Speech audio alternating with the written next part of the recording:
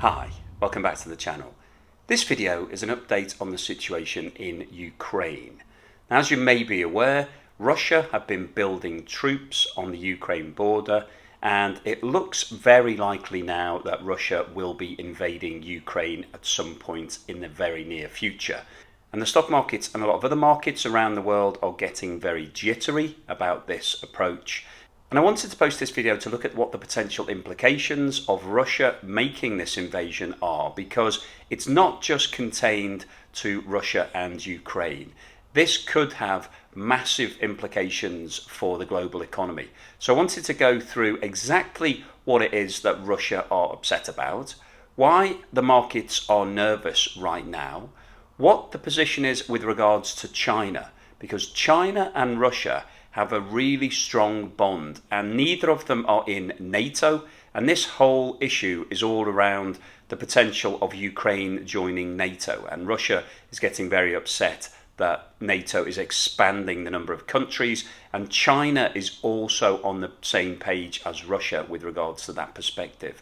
So I wanted to go through the Chinese position and then look at what the potential is for China to support Russia and to join forces, and whether or not that could escalate into a potential world war. Now that sounds a bit sensationalist, but I wanted to go through the potential for that because Russia and China both have internal issues right now, and there is a potential that they could divert a lot of their energy and focus into this Ukraine dispute, and that this could escalate quite quickly. So before we get into all of that, if I could ask you at some point during this video, if you're enjoying the content, to give me a thumbs up, and please subscribe if you haven't done so already. And don't forget that I include chapters in all of my videos, so if there's a section that you're not that interested in, it's really easy to skip forward onto the next topic. So as you've no doubt seen in the press, Russia have been building their troops on the Ukraine border for a long period of time now, and it looks very likely that they will be invading Ukraine in the near future. So Russia have amassed over 100,000 troops along the Ukraine border, and over the last couple of weeks they have been undertaking maneuvers and bringing in attack helicopters, and there's a strong rumour that Russia have been filming a fake attack by Ukraine on these Russian troops with a view to using that as a reason for Russia then invading Ukraine. So none of that has been confirmed, but there's a lot of intelligence that's passing through the Western states that is saying that Russia is very close to making this invasion.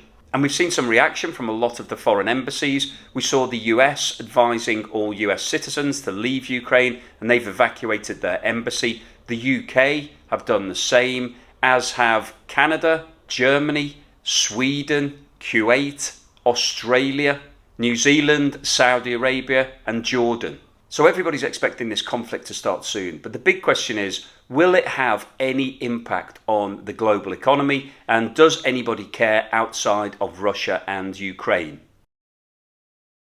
The stock markets have been reacting very badly to the news of Russia's potential invasion.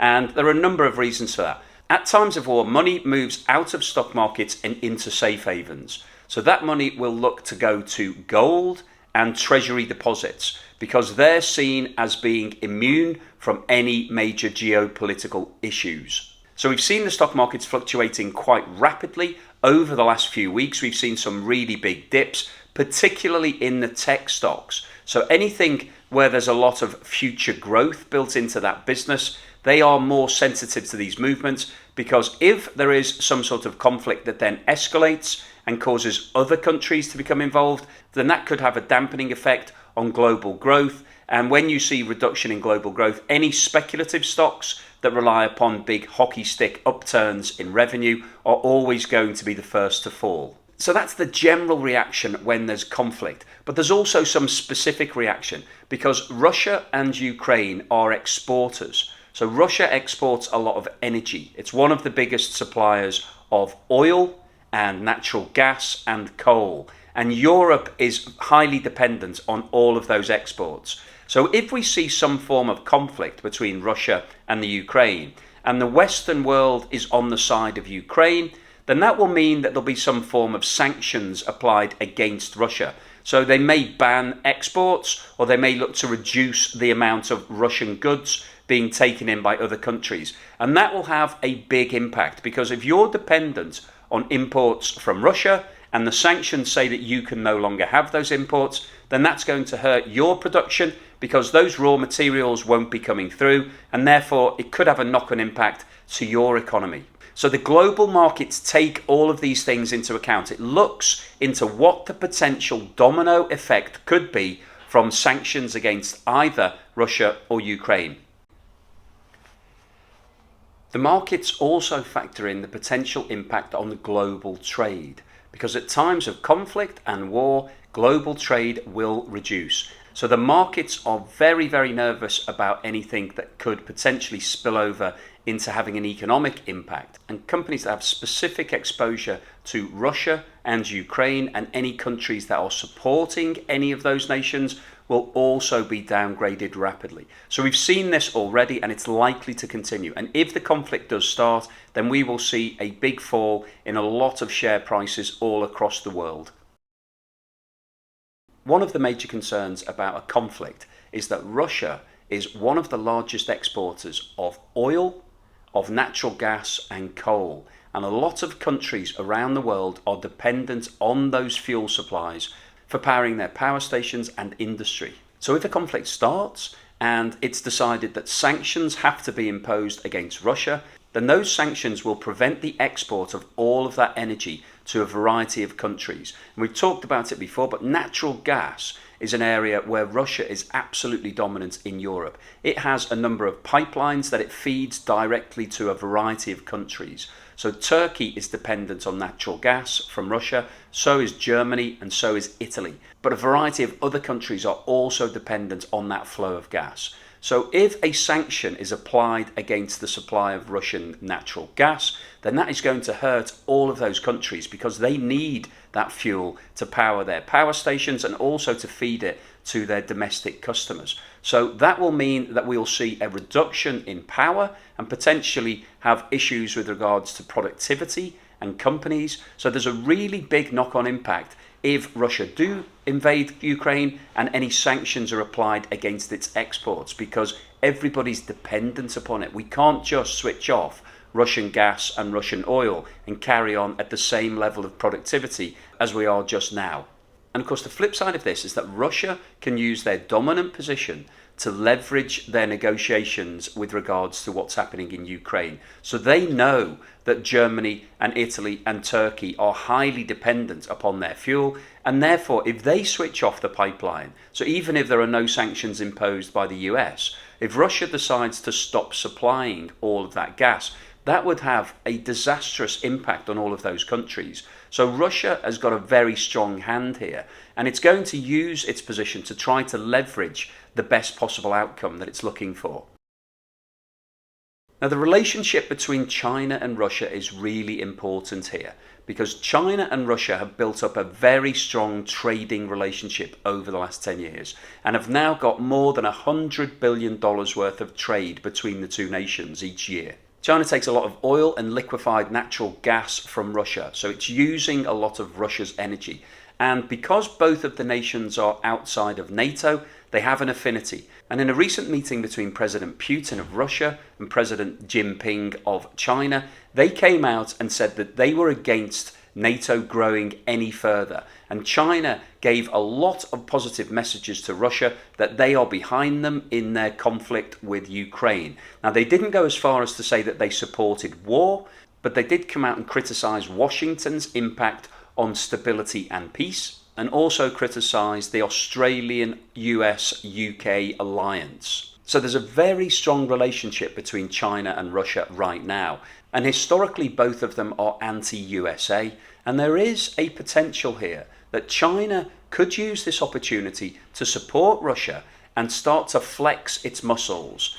Now, we've talked a lot about what's happening in the Chinese economy right now. There are problems. We're seeing a slowdown. We've got major issues with regards to the property developers, but that's also leaking through into the local governments and the high-speed rail network. And if you look at what's happened in history, Quite often, at times of economic crisis, a country will get involved in some form of military conflict. It's a classic way of uniting the people and getting people to forget about what's going on in terms of the economy and focus in about what's happening from a nationalist perspective. So there is a real possibility here that China could use this conflict as a way of deflecting everybody's attention away from what's happening economically and bring everybody back together. We've got an election coming up in China in the near future, so again, that would be a way of gaining more popularity. If you can be seen against a common aggressor, then that generally brings everybody together. So if that were to happen, if China did join forces with Russia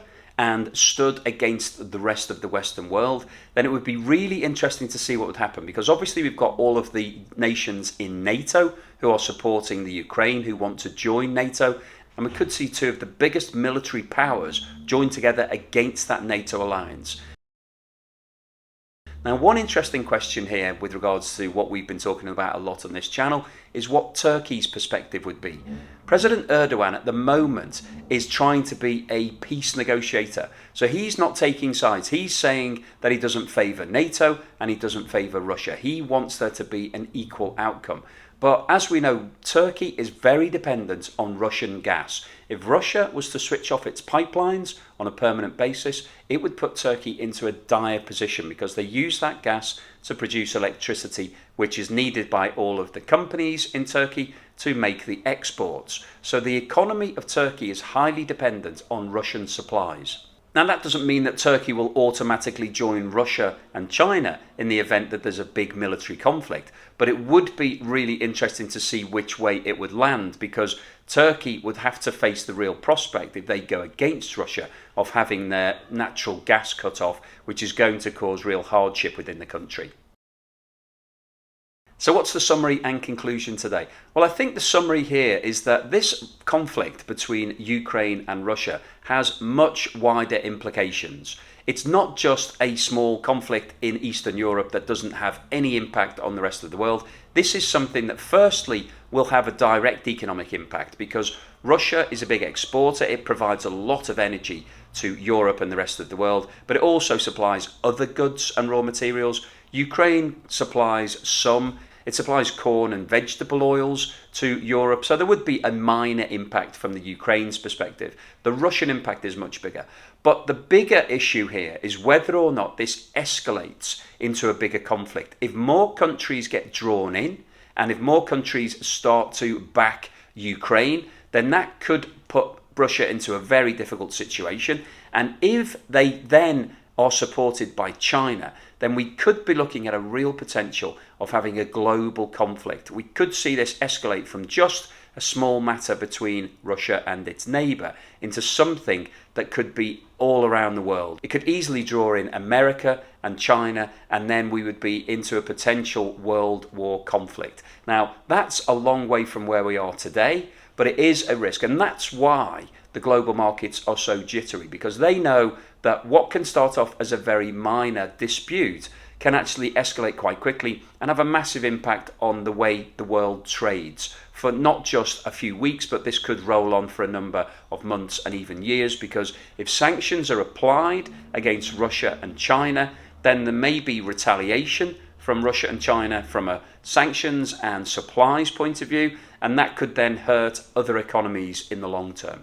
Now, hopefully none of this will happen. Hopefully we won't see an escalation. Hopefully there'll be some form of agreement that's put together between Russia and Ukraine, but it looks unlikely to be resolved peacefully. Russia have invaded Ukraine before in 2014, and they've been building their troops on the border for quite a long time. So it looks like they're going to push forward with this military action. What happens thereafter will be the key question as to how big an impact this has, and whether or not this could trigger a global recession. It could be another black swan event. It could cause a global financial recession. Hopefully it won't, but it's always good when you're looking at the news and thinking about something outside of your own country to think about what the potential global impact of that could be, because these days there's very little happening in isolation. We have got a global economy, everybody's interconnected, and therefore what happens in a small part of the world that could be thousands of miles away from where you live could have a massive impact on your life at some point in the near future. So hopefully you've enjoyed this video. If you've liked what I've said, then please give me a thumbs up and don't forget to subscribe if you haven't done so already.